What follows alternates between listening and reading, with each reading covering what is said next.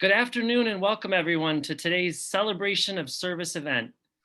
My name is Steve Schwab and I'm the CEO of the Elizabeth Dole Foundation.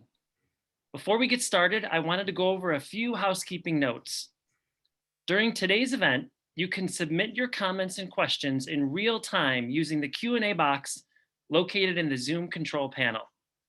We will try to get to as many of your questions as we can during our Q&A session at the end of the hour. Today, I am pleased to welcome two champions of veterans and their caregivers, Chairman Mark Takano and Ranking Member Mike Bost of the House Committee on Veterans Affairs. I want to thank you both for taking the time to be here today.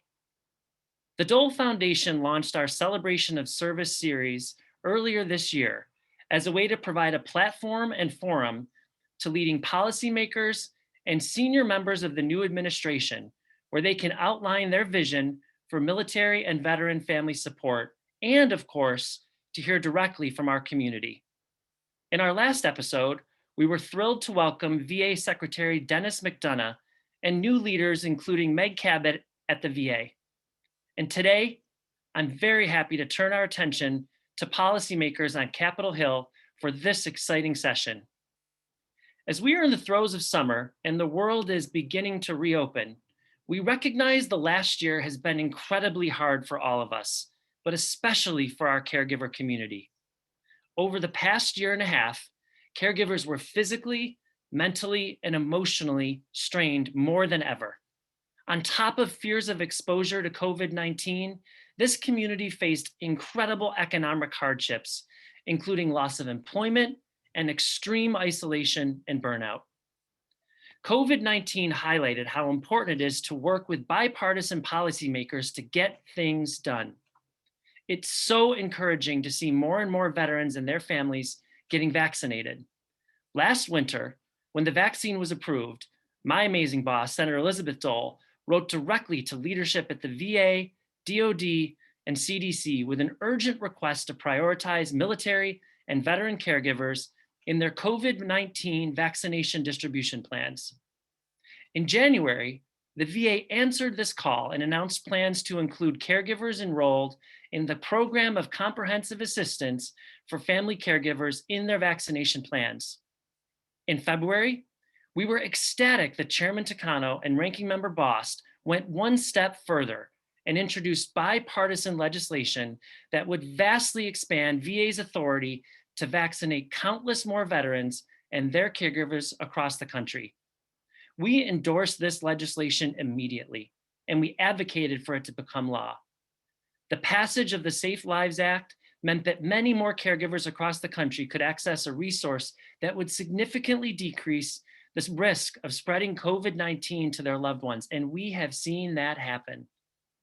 This legislation represents a significant milestone in the advancement of an inclusive care culture at VA for military and veteran caregivers, as well as a Congress that recognizes the essential role that caregivers play in the lives of service members and their veterans. I want to personally thank Chairman Takano and Ranking Member Bost for introducing this legislation and for always embracing, recognizing, and supporting caregivers. You've seen it over and over and over again from these two incredible leaders.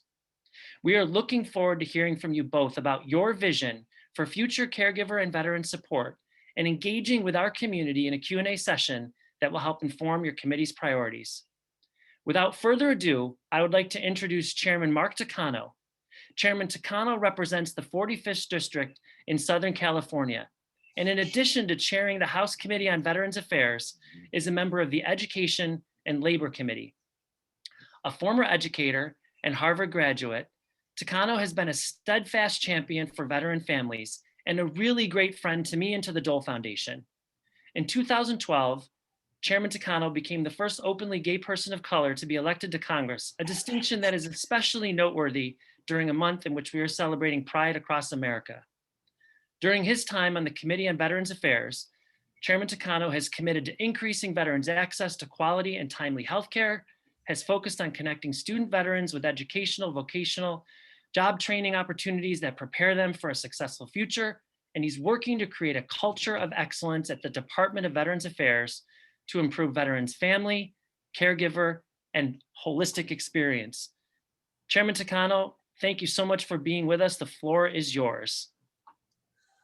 Well, good afternoon. Thank you, Stephen Schwab, for that very kind and generous introduction.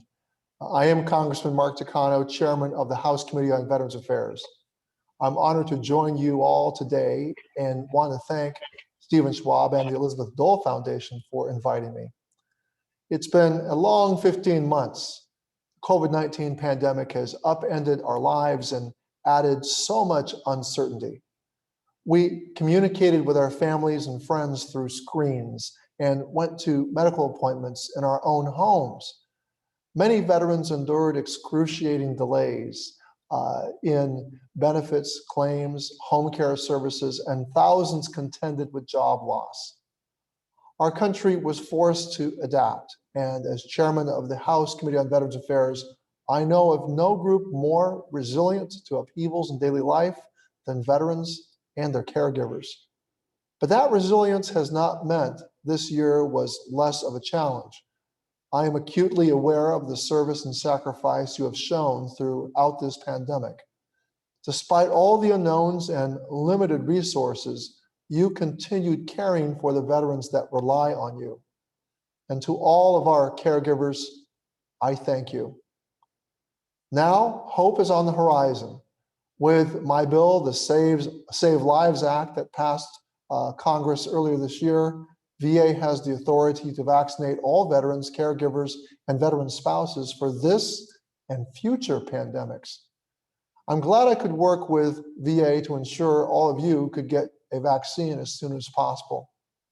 Additionally, because of the American Rescue Plan, we have armed VA with the resources needed to handle the influx of patients as many delayed care due to the pandemic or have come to need VA even more.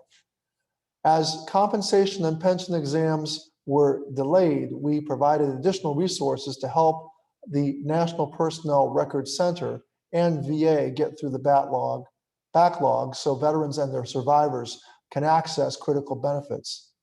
Help is finally here.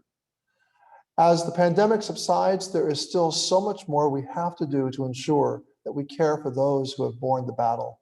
And I look forward to working with you. We have a busy year ahead. I've directed my committee to prioritize 9 issues this Congress, and I'm confident that by working with the Biden administration and my colleagues, we can create a more welcoming VA and build equity for veterans, support VA's long-term care, reduce veteran suicide, address toxic exposure, ensure student veterans receive quality education, advocate for women veterans, modernize VA, improve VA's management and oversight, and ensure our legislative accomplishments are implemented effectively. I know that you all are deeply impacted by VA's long-term care resources. And please know that this is a top priority for me as well. As VA prepares to care for a large aging population and expand its home and community-based services, including the caregiver program, I will continue our committee's stringent oversight. As we come out of the COVID-19 pandemic, we also need to have larger conversations about the role of institutional care. In particular, the lack of access to institutional care for complex needs like spinal cord injuries and polytrauma is unacceptable. There is only one long-term care facility for SCI veterans west of the Mississippi. And veterans who need that level of care should not have to languish in community homes unnecessarily. Additionally, I'm concerned about the quality of care at state veterans homes and VA's financial role in their construction, as well as VA's limited oversight authority over these state facilities. We must ensure VA continues to innovate when it comes to non-institutional care options and provides resources to veteran caregivers. Now, another top priority of mine is toxic exposure. Every day I hear from more and more veterans living with the effects of toxic exposure, and I'm sure many of you watching today have been affected as well. For far too long, we've tried to address this issue one disability or one location at a time, but we cannot let another 40 years go by before we recognize toxic exposure as a cost of war once and for all. And that's why I've introduced the Honoring Our Pact Act. Our bipartisan bill will finally provide health care to more than 3.5 million veterans exposed to burn pits and airborne hazards, and will overhaul VA's process to prevent the need for continued congressional intervention. When we send our service members into harm's way, we do so with a promise to care for them when they come home. And our bill finally honors that pact. I want to end my comments by telling you about a caregiver that I met a few years ago. Charles Seitz, a Vietnam War veteran and a constituent of mine, wrote to me often about his service in the Coast Guard. He also told me about his wife, Jer, who gave up her job to take care of him at home. I had the pleasure of meeting her as well several years ago, and she had one plea that she made to me.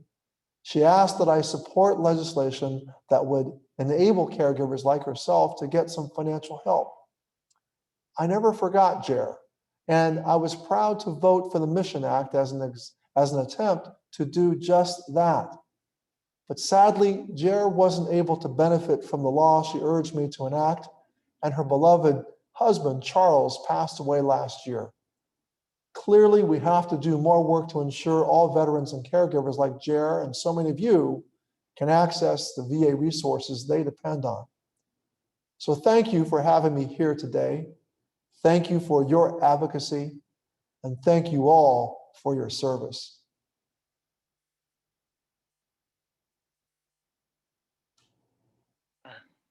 Thank you so much, Mr. Chairman. I now have the great pleasure of introducing your partner on the House Committee on Veterans Affairs, Ranking Member Mike Bost. Ranking Member Bost represents the 12th District of Illinois in the U.S. House of Representatives. Prior to his election to Congress, Bost served for 2 decades in the Illinois House of Representatives, rising to the leadership position of House Republican Caucus Chair. Bost is a lifelong resident of Murfreesboro, Illinois. After high school, he enlisted in the U.S. Marine Corps, serving his country from 1979 to 1982. He was trained as an electronics specialist and radar repairman and received an honorable discharge. A veteran himself, Bost's work on the committee has reformed the NCA claims appeal process, evaluated the quality and training methods of the Veterans Benefits Administration, and recently passed 9 bills advancing veteran priorities in 1 day. Without further ado, I'll hand it over to our good friend and great advocate for caregivers and veterans, Ranking Member Mike Bost. Thank you, Steve, and good afternoon to everyone. And thank you for having me. I'm excited to be here. As was said by Steve, I am Mike Bost, lead Republican for the House Veterans Affairs Committee. And this is a very, very personal job for me, as I know as you as caregivers, it's a very personal job for you. I'm a Marine veteran, very, very proud of my military service, but also proud of my fathers and my grandfathers and my son and now my grandson's service as well.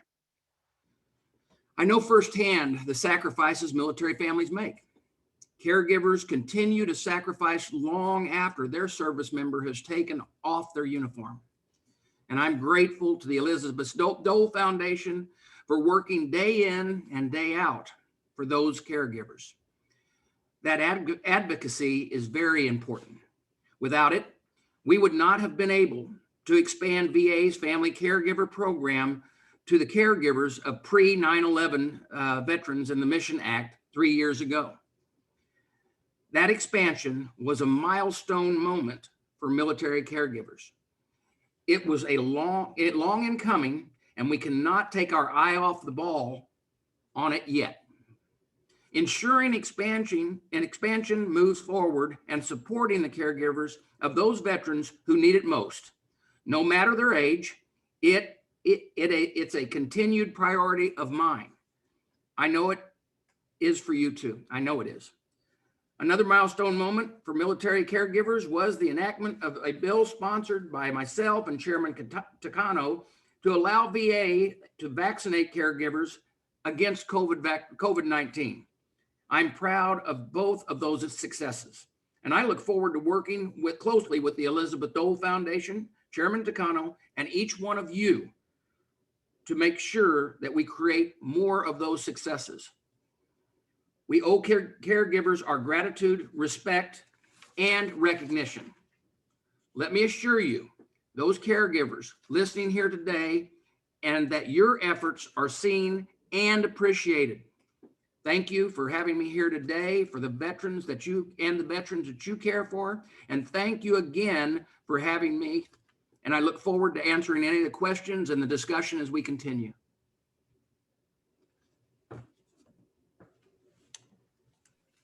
Thank you so much, Ranking Member Bost and Chairman Takano.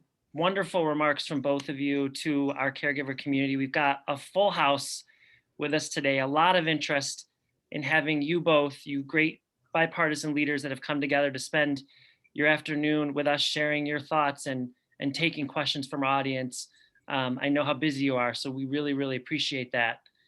I'd like to start, you both mentioned, thankfully, the important oversight role that your committee plays with respect to the expansion that is now occurring at VA. And I want to thank you both again for being champions of expanding the caregiver program, most especially to our pre-9/11 caregivers, who you both know, and Ranking Member Bost, you served as a pre-9/11. You are a pre-9/11 veteran, so you understand, you both understand the needs that caregivers have for caring for veterans and wars in Vietnam and others. We've seen the pace of that implementation be slower than we'd want, and I know you both have been on the record on that. The VA's current plan is still to expand in some protracted phases. We're really concerned that since we're now a year behind, that those phases move forward really, really quickly. And we've even suggested to the Secretary, who's been really attentive to this, at least in the early phase of his leadership, that we'd love to see those phases move even quicker. Could you both comment?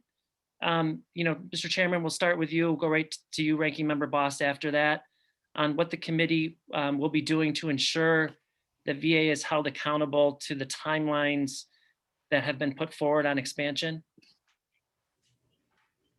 Chairman Takano, I think we got you muted there. I did the same thing a minute ago. I'll There we turn go. my camera off for a moment. There too. we go. Yeah. Well, Stephen, thank you so much for that question. The delay in implementation has been extremely frustrating to both Democrats and Republicans on the committee. The delays happened during, this is not something I'll blame on any one particular administration, but the Mission Act required that the program have a usable IT system before expansion began. And given the inconsistencies and the trouble managing the program before the Mission Act, it was clear that we had to have a reliable system in place before possibly tripling the number of participants in the program. Unfortunately, that IT system took a year longer to be ready than we had hoped. And as a result, the expansion was delayed a year.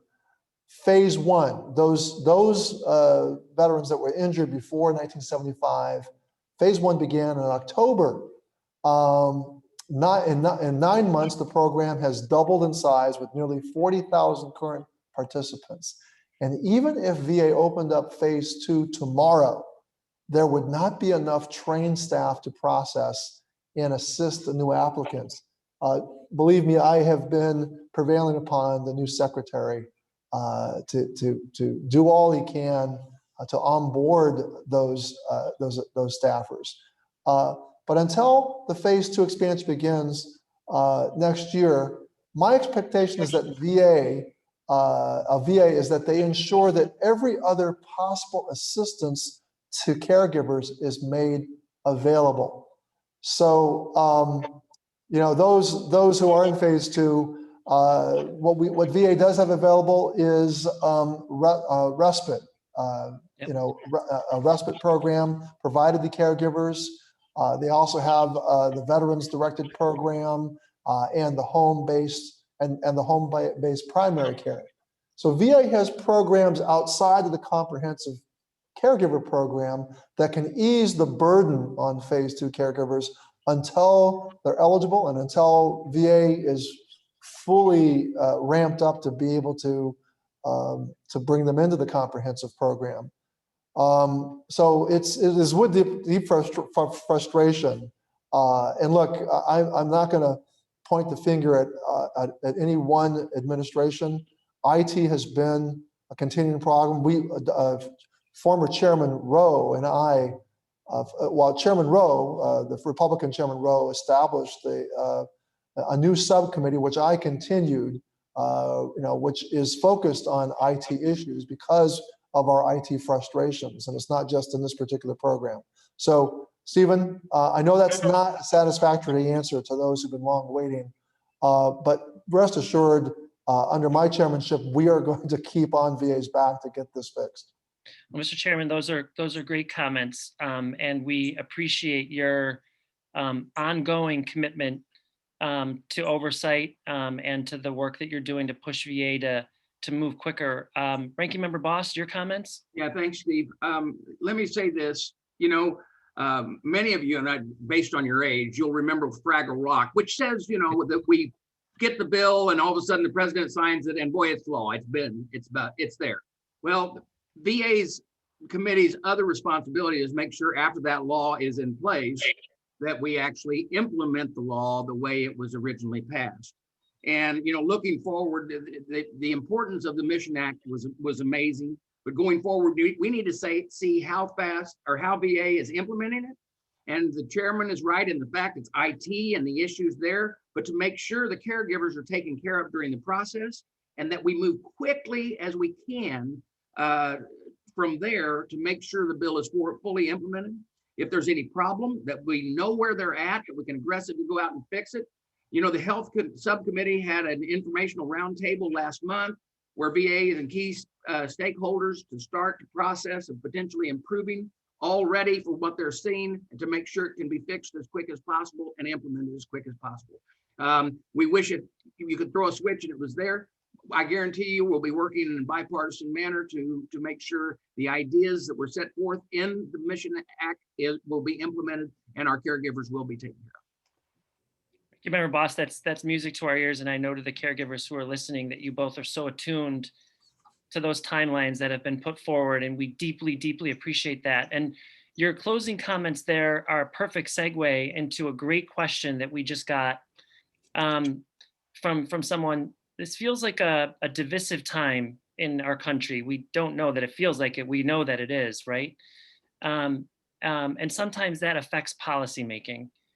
But I feel like, and again, this is from an audience member, that focusing support for caregivers is perhaps one of the few things which we can see bipartisan support around.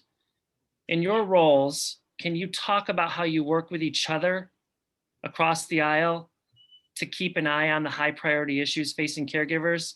Mr. Chairman, you want to start and then we'll go to Ranking Member Bost? Well, thank you for that question, Stephen. There are many corners of the Congress, many committees of the Congress where you can see the members are at each other's throats. And that's not the case with Ranking Member Bost and myself. We have served both on this committee long before we took leadership roles. So we provide some continuity to the committee's membership. We both have each other's cell phones we have each other's cell phones in our iPhones. And so when he calls, I see it's, Ranking Member Bost. And he answers my phone call. We actually answer each other's phone calls. We don't let it go into voicemail. We both have come together to get results for our veterans, and I'm glad that we've already shown that we can do that by passing 19 bipartisan bills so far this year. Most of them voice voted. And I have to say, the ranking member, you know, we both have done battles with some of our own members of our caucus to get them to come along. And I think the ranking member has had more on his hands than I have, but we both have had our share of that. So he's turning a little bit red, but he knows it's true. And I don't want to say too much more because I don't want to get him in trouble. Look, the Saves Lives Act, which the Elizabeth Dole Foundation played such a leadership role in, you all know that the ranking member and I worked together. And look, what was at stake there was the speed at which we could get it done. I mean, I could have gone it alone and I would have got my caucus to get the credit and all of that, and we could have been heroes. But you know what? That would not have been the best thing for our caregivers or our veterans who we needed to get that vaccine to them as quickly as possible. They were high-risk populations. We had 95-year-old World War II veterans being turned away because they made just a little bit too much money. And, you know, the ranking member and I, we came together and we vowed together that we would do what we could to pass this as quickly as possible through the House to set the tone. And we did have some trouble with some hiccups along the way. But I have to say my Republican partner exhibited some tremendous leadership. So when I have a big issue coming up like toxic exposure or honoring our act, I've made sure to give the ranking member a call and then invite him to join in. I'm hopeful that by collaborating like this, we're going to keep making progress. And I'm hopeful that we're going to get some more huge things done for veterans this Congress. Thank you so much, Mr. Chairman. Ranking Member Bost? Well, first off, I want to thank whoever put that question in. I am so glad to be able to answer that one because, you know, when the women and men raise their right hand to take the oath to defend this great nation, they don't ask them, are you Republican? Are you Democrat? Are you independent? They just are out there willing to serve.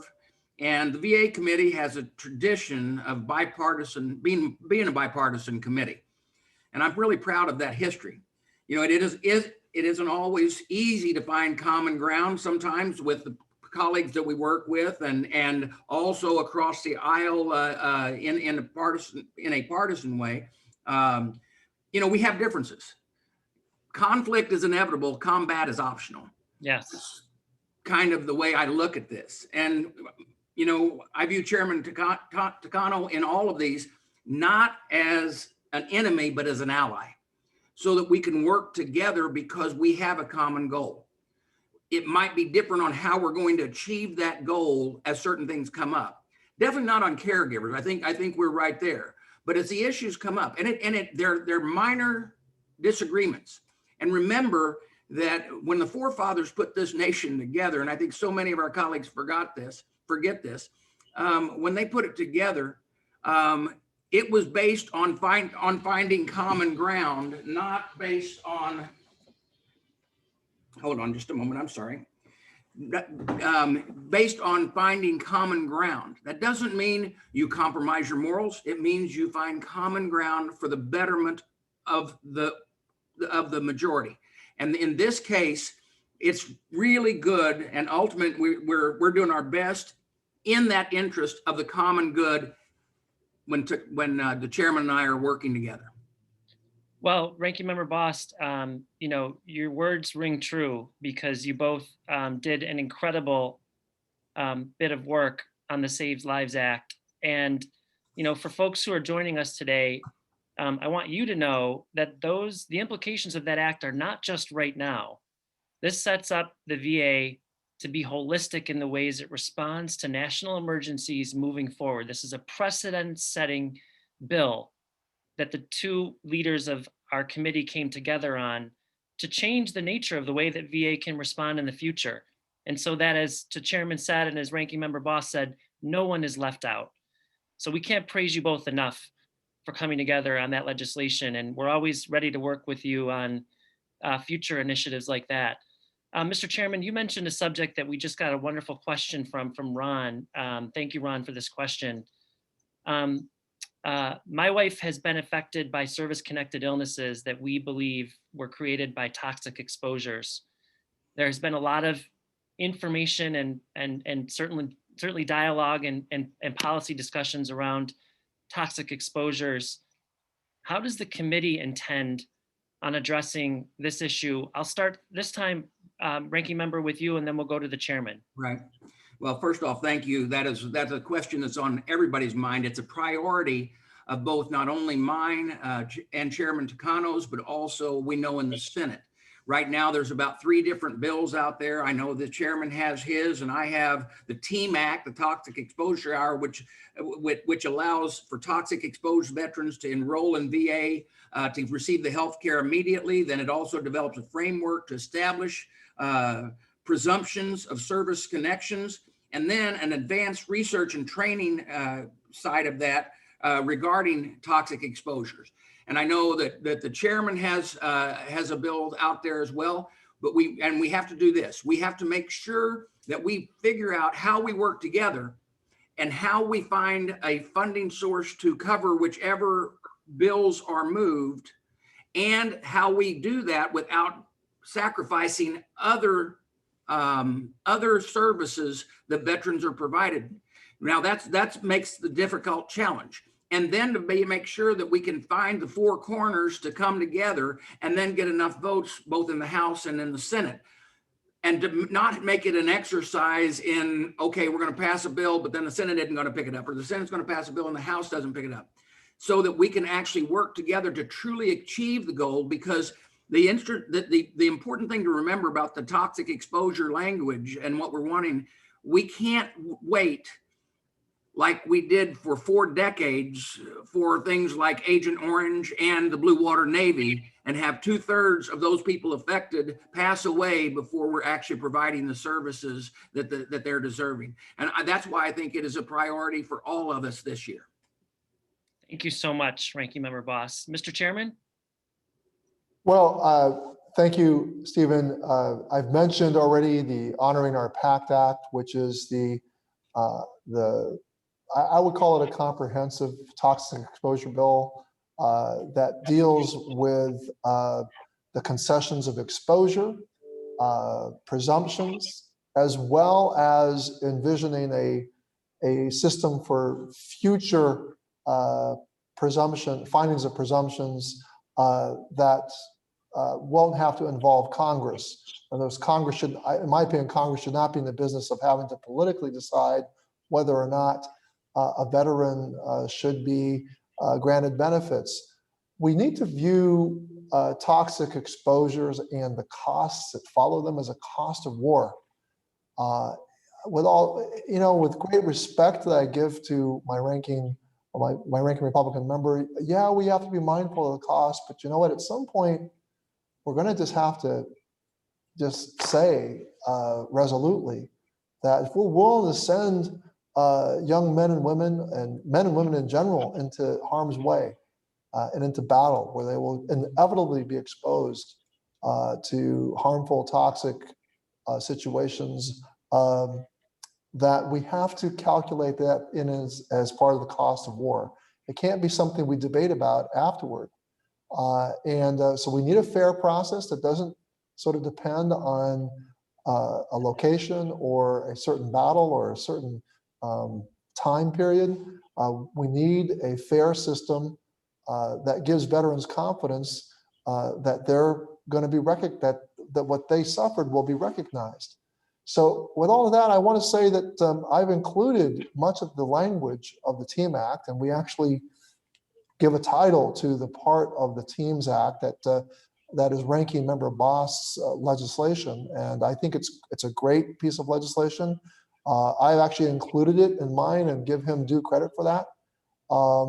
There are some sticking points between the two sides. I don't think that they're going to ultimately prevent us from doing, I think, something very unprecedented, which is we're going to we're really going to recognize that those who suffered in burn pits, suffered the harm of burn pits, they're not going to wait 40 years like our Vietnam veterans did. I was proud to see the Blue Water Navy Vietnam Veterans Bill go through under my watch, but I was not proud it took us 4 decades to do that. And we will not have our post 9/11 veterans wait any longer for what is due to them.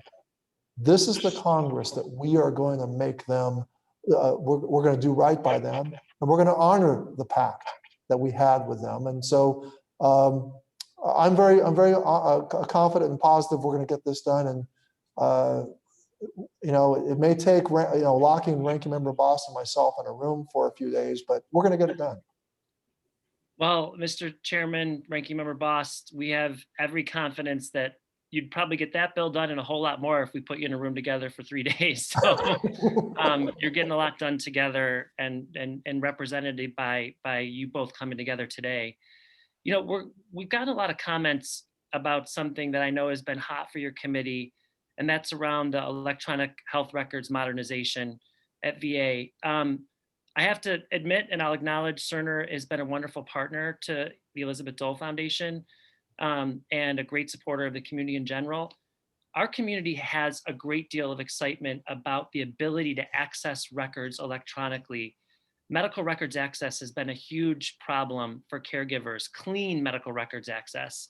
And so while we know that this project is transformative and big and has hurdles, the end goal is a goal that has a great deal of hope across our community, that folks will have a new system, a seamless system that will bridge these 2 gigantic agencies and create an environment where doctors, nurses, social workers, physical therapists can more cleanly and technologically communicate with their veterans and give records access to caregivers.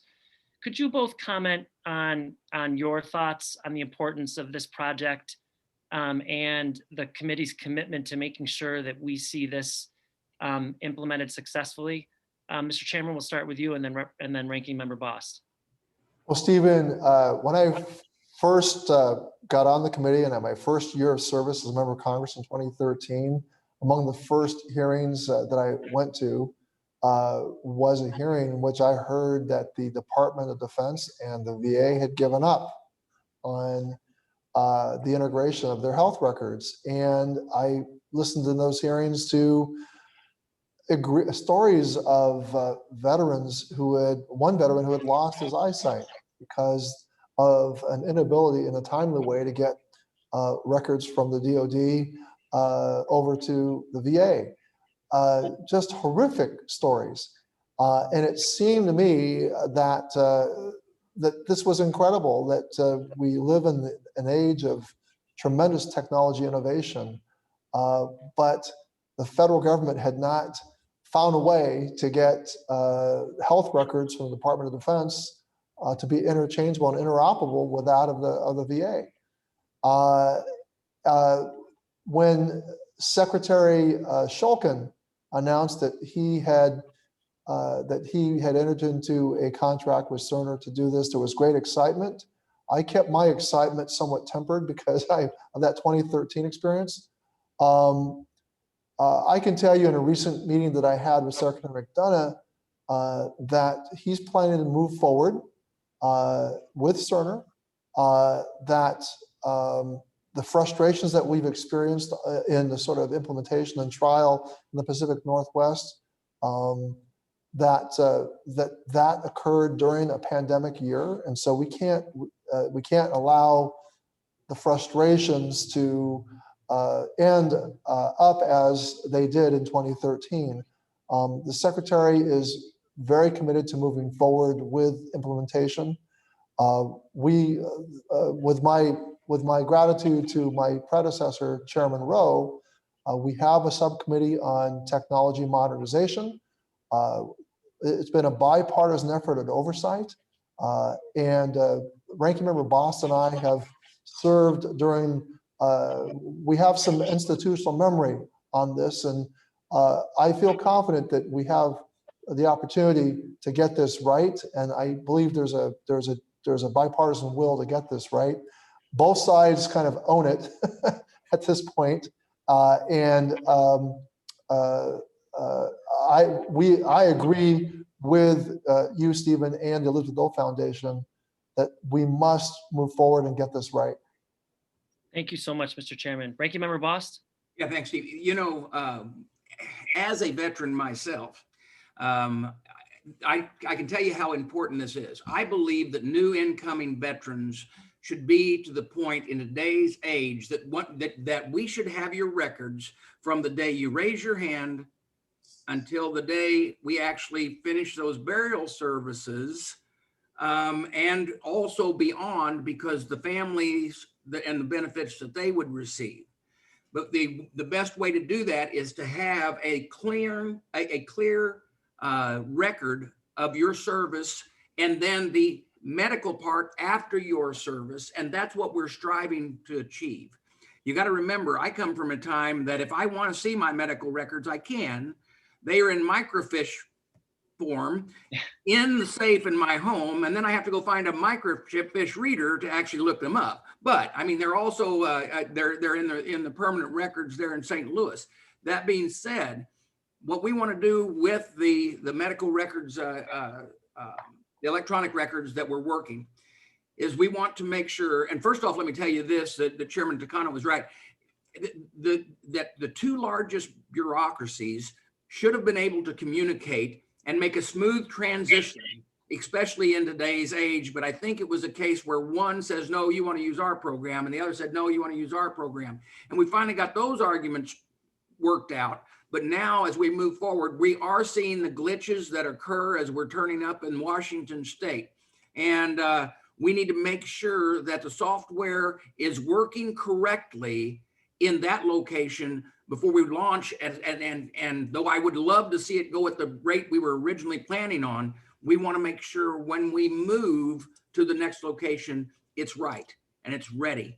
And the caregivers that are actually loading the information can load it smoothly, accurately, and then it can be communicated throughout the entire system the way it was supposed to be. So we're going to stay straddle of it and make sure we turn it up as fast as we can and working correctly as we do that. Ranking Member Bost, thank you. And thank you both. I don't, if you saw in the chat room, there's been a lot of comments from veterans and caregivers about how excited they are about this record system. We know, and I'll say to our friends who are watching, change is hard. The VA has been using the same system, a proprietary system, for a long, long time. I think providers have a lot of allegiance to that system. Simple change is hard, and this is monumental change, but we believe in this project, and we thank you both for your commitment on it. A number of questions have come in about long-term care. As the veteran and population ages, so many of our caregivers are caring for service-connected illnesses and injuries with folks who are aging. We also know that a lot of these veterans are convalescing at home. This is what we're all about at EDF, at the Elizabeth Dole Foundation, is we're strengthening resources and support in homes across America, right? So that our veterans can be cared for by their voluntary caregivers, as opposed to having to convalesce in the institutional setting, which eventually ends up saving the system costs, right? We invest in our caregivers, we outfit homes to provide care. We have a great partnership with Philips that's doing something called Project Atlas, which you may or may not be aware of, is offering more remote care services to veterans and their caregivers. We're big believers in that project as well. Ranking Member Bost, can we start with you and talk about the committee's interest and attention around long-term care services, strengthening home-based care, and aging issues for veterans and their caregivers? Yeah, the committee's work has become tremendously productive recently, and all the bills we've moved. These are the type of things that we need to be focused on, because it isn't a short term. If it was just a short term, we wouldn't be talking about the caregivers that we have to have right now. And so therefore, we need to make sure that we prepare for the long term. And let me say this, the concerns that I have with this, quite often, the people you're giving care for, it may not be your spouse. It may be your child. And the biggest fear you could have is that the child, that you pass before the child. And I know how that feels because I don't, you probably don't know this, but I have a grandson that's Downs.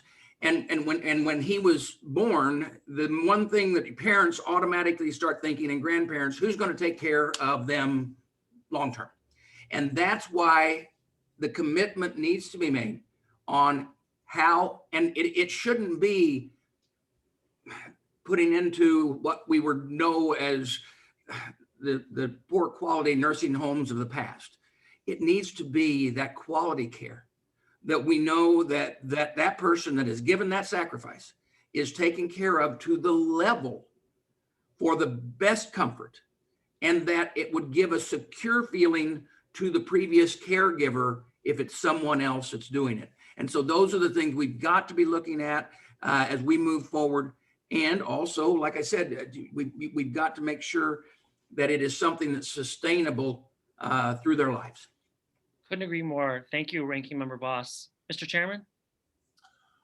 Let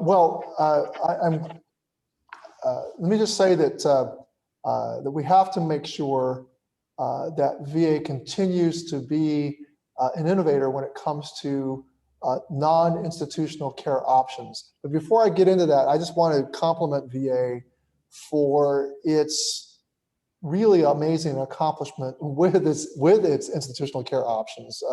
The community living centers across VA did remarkably well in terms of low levels of infections, hardly any infections at these congregate living centers that VA actually operates.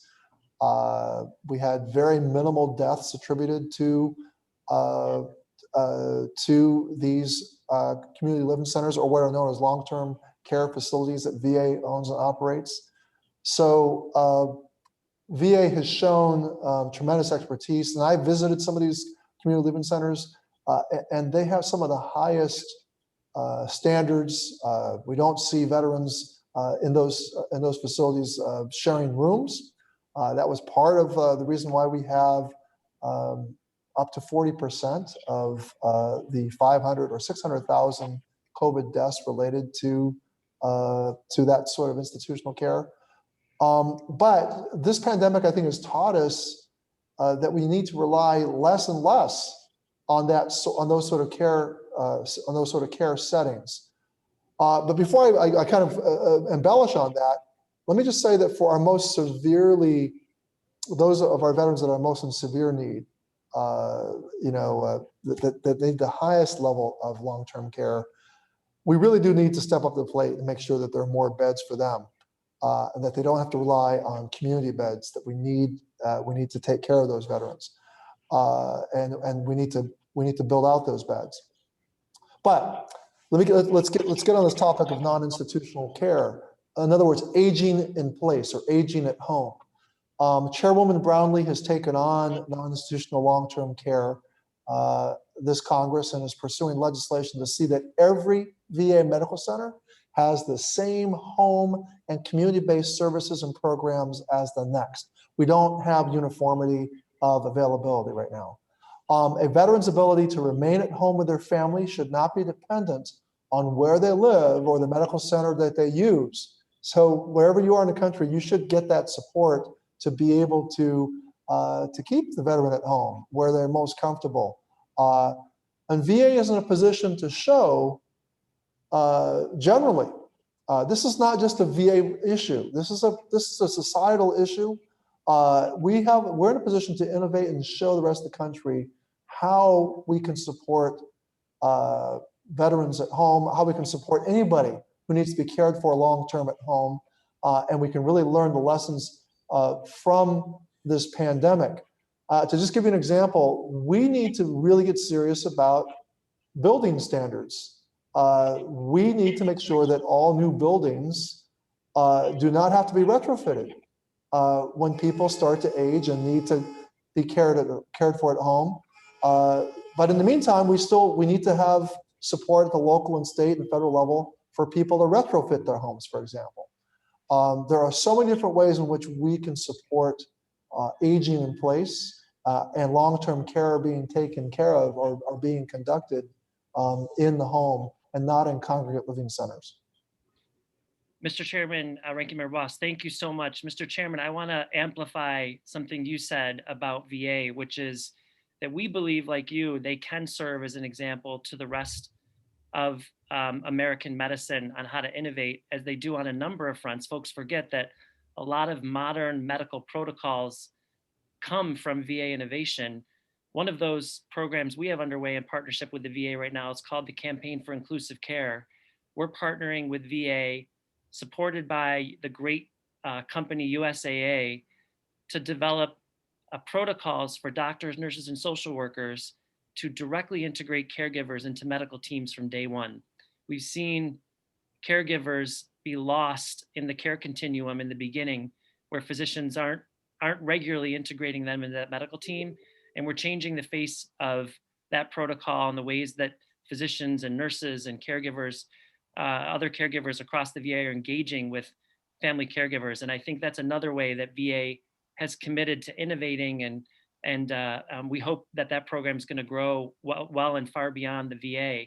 A lot of questions coming in about ground level concerns at regional medical centers, and this probably will be the last question that we can address today. But how can the committee ensure that VA attracts top talent, physicians, and most especially around mental health services, which you both know saw monumental increases in needs across the pandemic? We saw that in the caregiver community, and of course, VA is not offering direct care to mental health care to caregivers. We hope to change that at some point. But how do you make sure that VA is attracting great talent on the ground? Mr. Chairman, we'll start with you, and then we'll go to the ranking member. Well, Stephen, that last point you made about direct care to caregivers, especially mental health, I would love to see that change as well. I think it's so important. In fact, I think mental health care really is beyond the caregiver. It often involves the entire family unit. And so we need to be able to have VA be involved in that kind of mental health delivery. But mental health care providers are in big demand. There are shortages across the country, whether you're talking inside the VA or outside the VA. We need to increase the number of medical residencies that train psychiatrists and other specialties.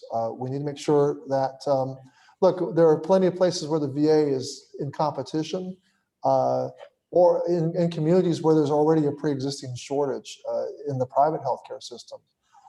So we need to work with the other committees of jurisdiction in the Congress to make sure that we really dramatically increase the number of medical residencies across the country. And I've told Ranking Member Bost, who has some expertise in this because of his work in the Illinois State Legislature, that we need to get these residencies into rural and underserved areas.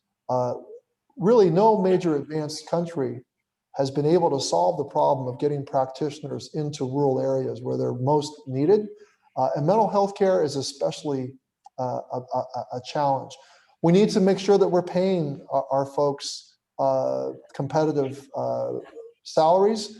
We need a better onboarding process. We have a terrible onboarding process. It may take a person who is highly qualified as a medical professional months and months and months to actually even get acknowledged that they've applied.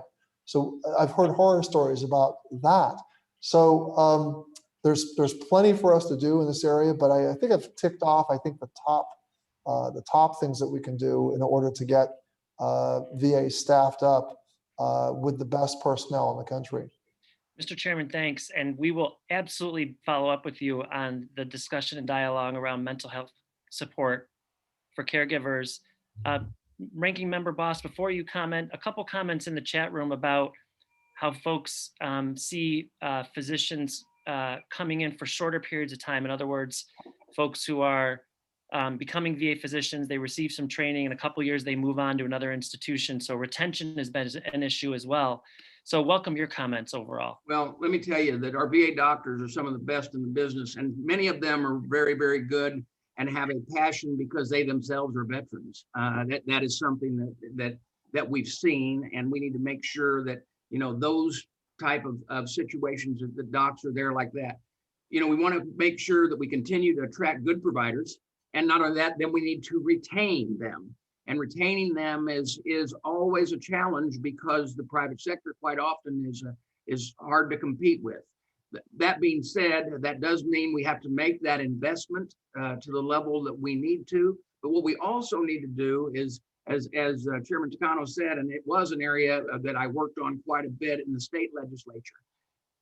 We actually had several things we did at the state level, and I would encourage other states that have the large rural areas to do that. And that is that maybe offering, well, the state of Illinois on some bills that I carried through the state, whereas that if you would guarantee that you would remain in the rural areas for a certain length of time, your education would be offset.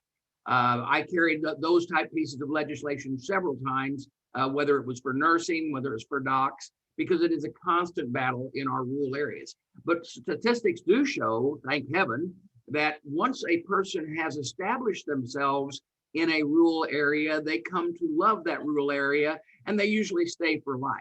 So that's those type things, working with our states, but also to monitor this to make sure that the best of the best are attracted to the VA, because not all of them are veterans, but that passion that they have as veterans is vitally important too for those ones that are like that, and encourage them to encourage others. Ranking Member Bost, thank you so much. As we close today, I want to thank these two incredible leaders who you see work so well together on behalf of Americans that represent every corner of this country that are with us today, represent both political parties and none at all. As you both said, and we're not talking about Democrat and Republican issues here today. We're talking about veteran, family, and caregiver issues. Mr. Chairman, I wanted to mention, since you brought up respite and its importance, we've got a program right now called the Respite Relief Program, supported in a big way by CareLinks and Wounded Warrior Project, where we're offering free respite care to caregivers across the country that need it. If your offices can help us get the word out, we're sending folks into homes across America to make sure they get the respite care services they need and deserve. And Wounded Warrior Project, USAA, and others have come in, as they always do, to help us make sure we get that program off the ground. We would love to have you both back in the future to do what we just did today. We have got thousands of folks engaged in this conversation. We've got hundreds of comments that are really praising you both for your openness, for your commitment to one another and to the folks that you serve. It's refreshing to see the content in the chat room today. And it's because of the two great leaders that we have in front of us. I'd also like to remind folks that are assembled that we have our second annual Military Kids Have Talent program.